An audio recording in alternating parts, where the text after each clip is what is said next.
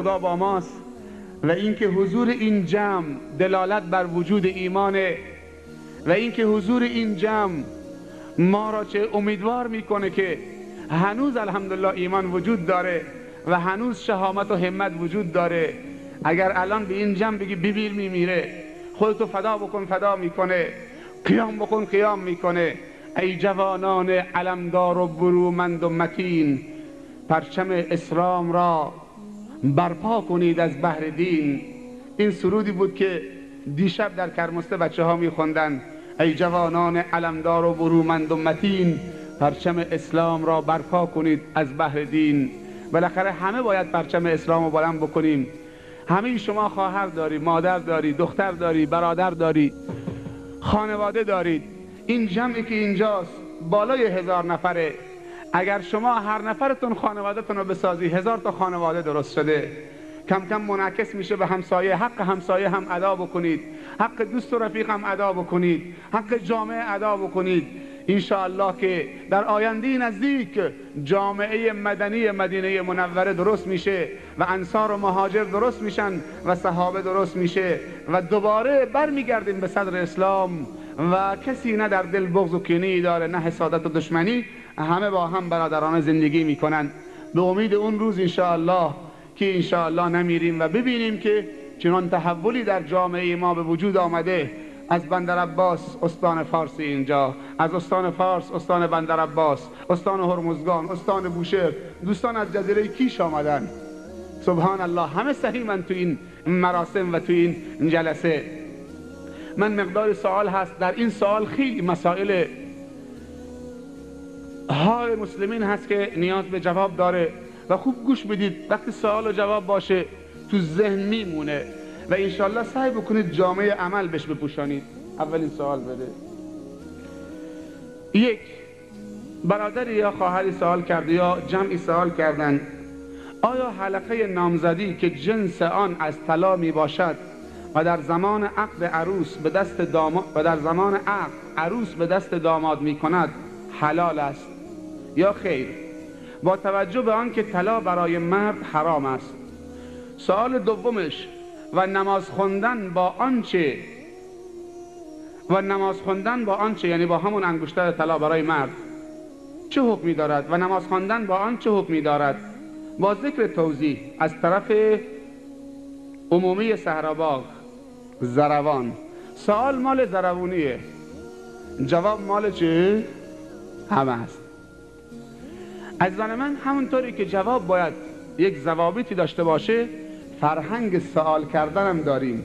هر وقت سوال از یک شخصی میکنید اینطوری بگید، نگید نظر شما در این باره چیه، بلکه بگید حکم خدا درباره این مسئله چیه. فرهنگ سوال، سوالای مهم بکنید که جمع استفاده بکنه. سوال فهمیدید؟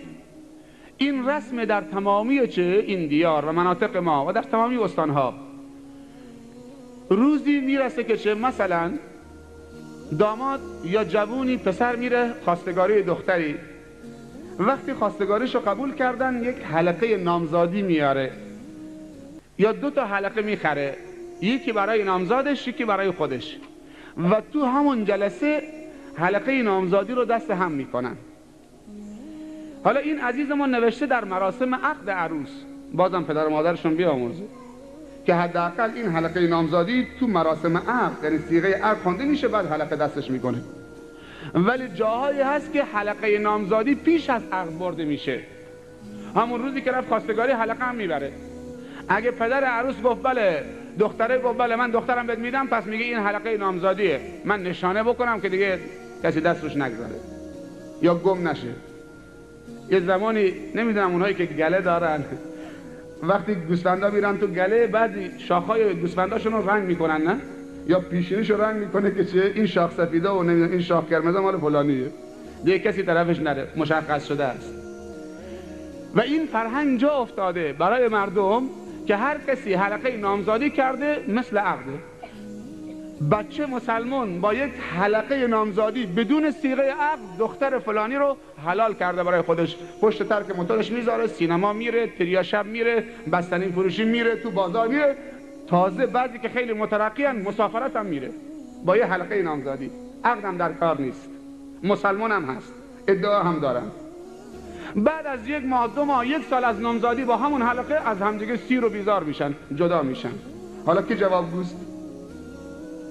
با یه حلقه طلا یه دختر رو حلال کرد بدون عقد، همه جا پدرش اجازه داد. اون پدر بی فرهنگ. بعضی از روی نادانی و سادگی است، بعضی از روی دیوسی است و بی غیرتی است. به کسی هم بر نخوره.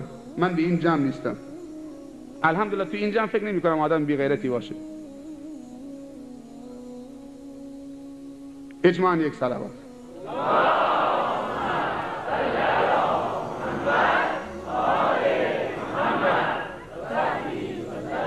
پس چیزی به اسم حلقه نامزادی در اسلام وجود نداره. فهمیده شد؟ این یک قسمت. قسمت دوم، حالا عقد، صیغه عقد جاری شد، آیا داماد اجازه داره که یه حلقه عقد در همون شب یه انگشتری دست چه خانمش بکنه، با خانمش بخره، و یه حلقه هم عروس خانم دست چه شوهرش بکنه یا دامادش همسرش بکنه؟ بله اجازه داره چنین کاری بکنه، به عنوان ویتامینش زیاد بکنه اشکال نداره. ویتامین میدونی چیه؟ ولی میگن در کشور مصر عبدالحمید کش شنیده دارش؟ یک از علمای بزرگ مصر و جهان اسلام فوت کرده.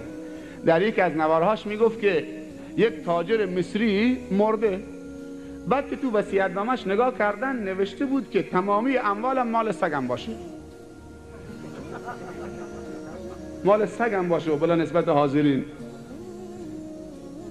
مردم مات شدن، این چه وصیتیه؟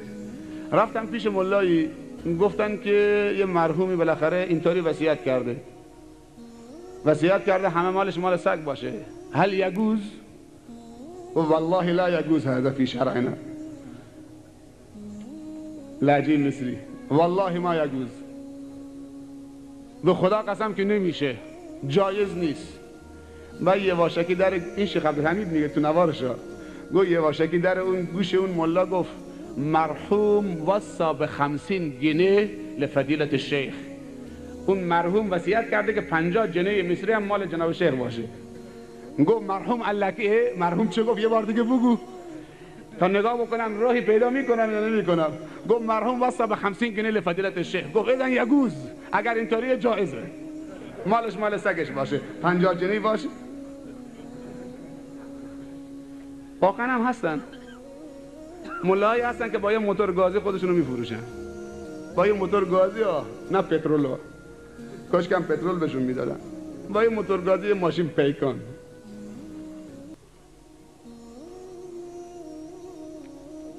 خدا رحم بکنه. اما ملاهای خوبم هستن، علمای خوبم هستن، امت اسلام بهشون افتخار میکنه. بله عزیزان من، اگر علمای ما صیغه عقد باید که جاری بکنه، یا ملاها یا علما یا طلاب، اگر هر جایی رفتن همه جلوشون بگیرن، شرایط بهشون بگن، همه عقب نشینی میکنن. ما رو یه جایی دعوت کرده بودن، آقای زیایی شیخ عبدالوهاب بود، همه علما بودن. هنگامی که رسیدیم به مهریه از پدر عروس سوال کردیم مهریه چقدر؟ گفت 100 سکه بهار آزادی. اگر تو میخوای مهریه 100 سکه بدی، پس چرا علما رو دعوت کردی که شاهد بر 100 سکه باشن که فقیر بمیره؟ 100 سکه، هر سکه 50,000 تومان حساب بکن. من گفتم من حاضر نیستم، یکی یا 1 سکه یا گواه نمیشم. همه علما عقب نشینی کردن، ما صیغه نمیخونیم، یا 1 سکه. 1 ساعت رفتن با داماد مشورت کردن، بعد آمد گفت بله داماد راضیه 100 سکه بده. گفتم داماد 1000 سکه بده، ما شاهد نمیشیم، کسی هم صیغه نکنه. آخر برگشتن دوباره رفتن بیرون، دوباره آمدن، گفت حالا چه 1 سکه؟ گفتم پدر و مادرت بیامرزه. بعد به داماد گفتم حالا که 100 سکه شده به 1 سکه، حالا میدونی چه کار بکن؟ تا عقد کردی، ازدواج کردی، 2 میلیونش بذار برای سفر عمره خودت با خانمت. قبوله؟ گفت قبوله. 100 سکه از سرت انداخته شد، تبدیل شد به 1 سکه. حالا 50 سکهش بذار برای عمره خودت با خانمت، اولین فرصت خانمتو ببر عمره. قبوله؟ گفت قبوله. اگر 10 تا 20 تا اینطوری علما خودشون صفر بگیرن همه چی درست میشه. من عقدتو نمیخونم، من سیغه نمیخونم، من حاضر نمیشم، همه درست میشن. اما علما دیگه تابع شدن. به جایی که مردم علما تحکم بکنن بر جامعه، مردم علما رو میچرخونن. خیلی عجیبه. سوال اینجاست، اجمالی صلوات بفرستید.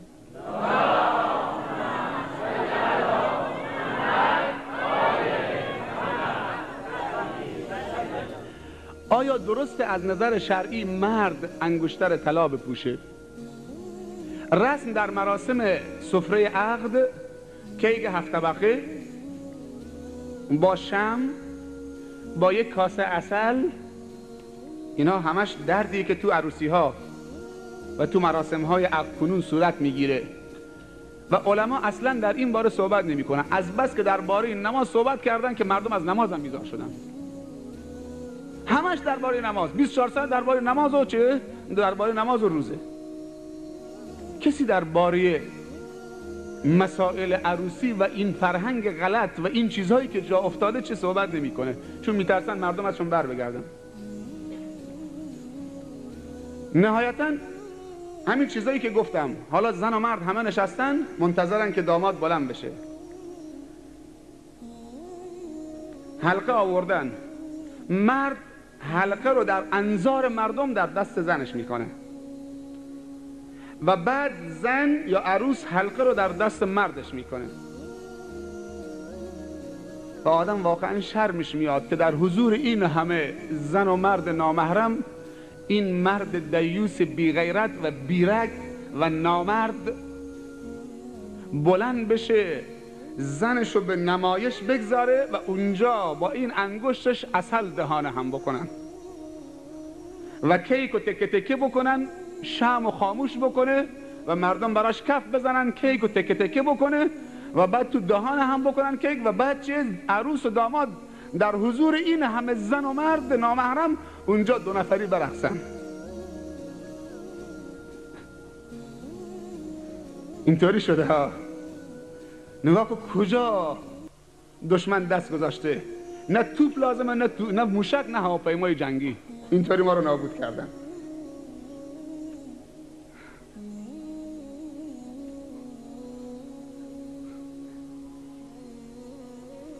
داماد ما رفته بود که شیرینی فروشی که کیک لقمه‌ای بخره.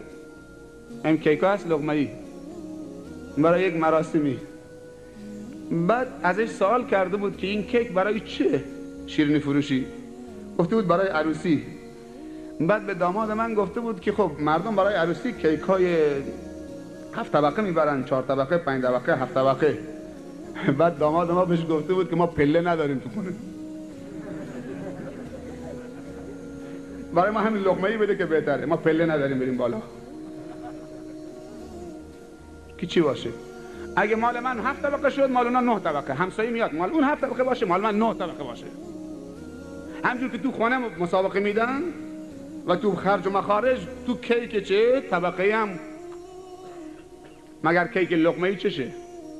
خیلی هم میچسبه. بله عزیزان،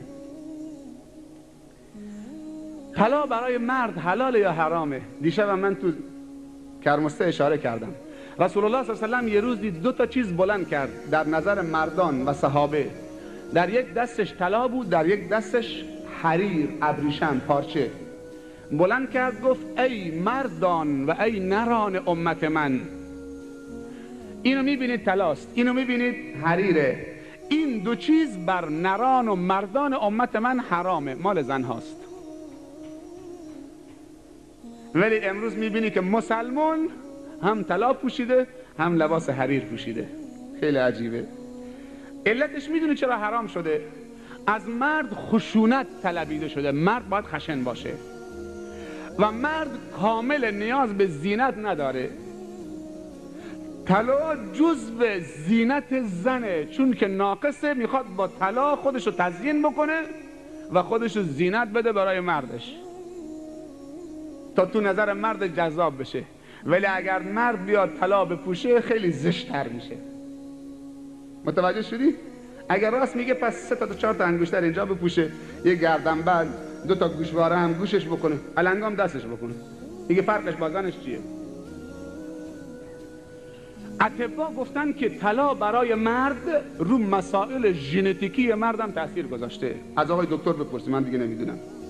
حتی اطباء گفتن و اهل علم گفتن امروزه طب ثابت کرده که طلا رو مسائل ژنتیکی مردم چه تاثیر داره. از نظر مسائل ژنتیکیش هم مشکل براش درست میکنه. و پارچه حریر از مرد خشونت ساخت درست شده، یعنی طلبیده شده. خیلی زشته که مرد بیاد حریر بپوشه، لباسش و بدنش موج بزنه و نرم باشه. پیامبر صلی الله علیه و سلم فرموده هر مردی که خودشو شبیه زن بکنه لعنت خدا و ملائکه و بندگان خدا بر او باد، و هر زنی که خودش شبیه مرد بکنه بازم لعنت خدا بر او باد. چی میگه الان؟ طلا مال زنه، حریر مال زنه، آرایش مال زنه، صداشو باریک کردن مال زنه، نرم صحبت کردن مال زنه. اگر مردی چه در صدا، کیفیت صدا، چه در راه رفتن، چه در لباس پوشیدن، چه در طلا، چه در لباس از مرد تقلید بکنه و چه در موی سرش خودش شبیه مرد بکنه، این تخنث بهش میگن، مخنثه. و نهایتاً چه؟ لعنت خدا و رسول خدا بر اونه. فرق نمیکنه چه زن چه مرد. در بندر عباس قبل از انقلاب من یاد دارم یک زنی رفته بود سینه هاشو بریده بود، دکتر موهاش هم چه کوتاه کرده بود، سینه هاش بریده بود، عمل جراحی که خودش شبیه مرد بکنه. تو نگاه کن چی میشه. یکی از درجه دارای نیروی دریایی خودمون برای دوری رفتن به ایتالیا، دوست من بلوچه، سال گذشته تعریف میکرد، میگو رفتیم به روم، ایتالیا برای یک دوره. در روم که رفتیم در خیابان میرفتیم، نزدیک 10 تا 20 تا جوان خوشگل، دختر خوشگل تو خیابان روبروی ما می آمدن. اصلا دخترها چهرهشون مثل ماه بود، آدم خجالت میکشید از زیباییشون بهشون نگاه بکنه. ما همینجور دهانمون باز مات و مبهوت ایستاده بودیم که این 20 تا 25 تا عجیب یک رنگ خیلی زیبارو بودن. بعد یه نفر از دوستان دید که من تعجب میکنم، به من گفت که خیلی مات شدی، از این دخترها تعجب میکنی؟ گفتم بله من تعجب میکنم از این دخترها که چقدر زیبارو هستن. بعد گفت اگر یه چیز بهت بگم شاید سکته هم بکنید، 100 برابر تعجب بکنید، اینها دختر نیستن، اینها پسرن. این 20 نفری که داری میبینید اینطوری مثل دخترن، اینها پسرن که خودشونو به شکل دختر در آوردن، شذوذ جنسی دارن، تخنث دارن، از درون شکست خوردن. میگه وقتی این به من گفت من همونجا مات شدم که چطوری جنس مرد اینقدر پست باشه که اینطوری خودشو، اون خشونتش.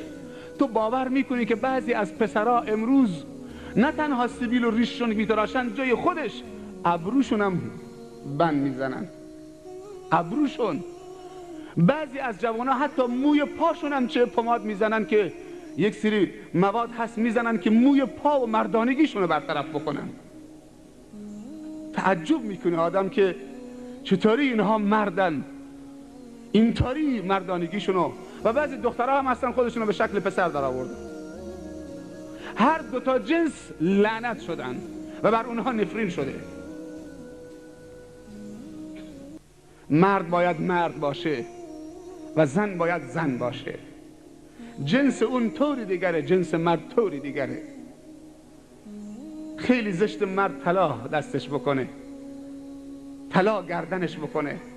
خیلی از جوانای ما گردنش طلا کرده، یقهشو باز کرده که چه گردنش کرده؟ صلیب، داس و تبر گردنش کرده، تو صف نماز هم ایستاده مسکین، یقهش باز، طلا گردنش، صلیب هم گردنشه، دست رو سینه هم گذاشته نماز میخونه، صلیب هم تو گردنشه. بابا اینا نمیفهمن، یادشون بدی، گناه دارن. اگر یادشون ندید تو گناهکاری. اگر میفهمید با همون صلیبش تو صف نماز نمی ایستاد. ولی کسی نیست که بهشون بگه.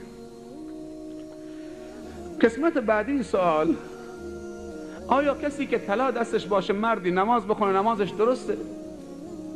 نمازش درسته، چون چیز نجس نیست، کراهت داره اما نمازش درست شده، از گردنش ادا شده ولی ثوابی براش نداره. ادا شدن نماز چیز دیگه است، قبول شدن نماز چیز دیگه است. سوال اول. سوال دوم: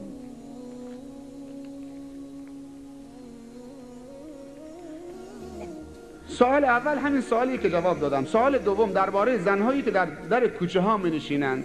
بله، این یک حرکت زشتیه. خیلی از زنها رو پله می نشینند بعد از نماز عصر، 5 نفر 10 نفر، از رو هم نمیرن. مردی میخواد تو کوچه رد بشه خجالت میکشه، از هر طرف میره دختر و زن دم در نشستن، چادرشون نازک بالای سرشون گذاشتن، رو گردنشونه، قهقه دارن میزنن، خنده، شوخی، جوک، مسخره دم در. هر مردم رد بشه یه جوکی میپرونن، یه مطلقی میپرونن، اینجاش اینطوریه اینجاش اینطوریه. من نمیدونم مردا کجا رفتن. اگر مردانگی به سبیل و بازوی کلفت و نهیبه و صدای کلفت، دیگه بر مردانگی سلام. صلوات نگفتم، گفتم بر مردانگی سلام. اجماعاً یک صلوات.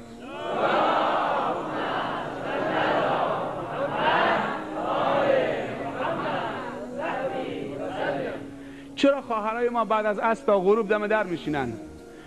چون که کلاس ندارن، چون براشون کلاس نگذاشتیم، چون وقتشون رو پر نکردیم. فردا خواهرها بعد از نماز عصر کسی دم در نمی نشینه، چون سر ساعت 5 براشون سخنرانی هست و این مسائل همه رو در رو براشون میگم. اگر شما جلو زنهاتون بگیری به جایی که دم در بنشینن، هر 5 نفر 10 نفر امروز خونه شما میام داخل صحبت دینی میکنید، داخل خونه بنشینن. هر روز تو خونه یکی از همسایه‌ها 10 تا زن همسایه برن پیش فلانی، امروز پیش شما یه چای و قهوه و حلوا آماده بکنه، فردا میام پیش شما. سخنرانی بلد نیستن، یه نوار یک عالمی بذارن اونجا چه گوش بدن. 400 تا نوار آقای زیایی هست، از شماره 1 شروع بکنن تا شماره 400. تو 400 خونه ناکو چی میشه؟